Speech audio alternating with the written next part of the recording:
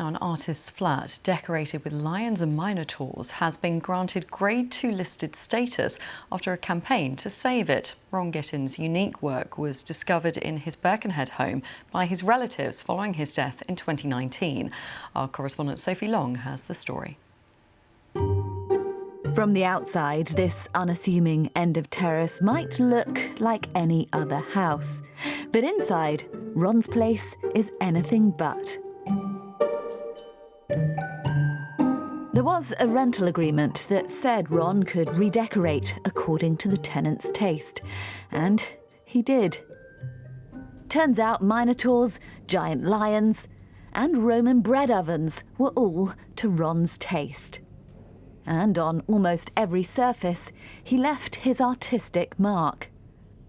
Ron was well known in the neighbourhood, but it was only after he died that people got to see inside his home. The first time we crossed the threshold after Ron died, it was really like being an archaeologist going into like an ancient Egyptian tomb. And it was just utterly overwhelming. He's always made things and covered wherever he's lived in, always rented in murals, as my nan used to call them. But I mean, this was just kind of to an extreme degree. The discovery was so special, his friends and family just knew it had to be saved. And so they formed Wirral Arts and Culture Community Land Trust. And after a donation last year, they were able to buy it so they could turn Ron's home into a holistic house of art. Now it's a listed building.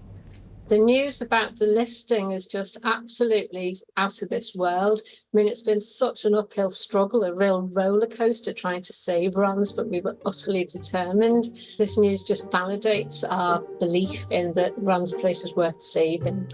Ron would, they say, be made up by the listing. As some of his chosen outfits suggest, he wasn't averse to a bit of attention. Sophie Long, BBC News.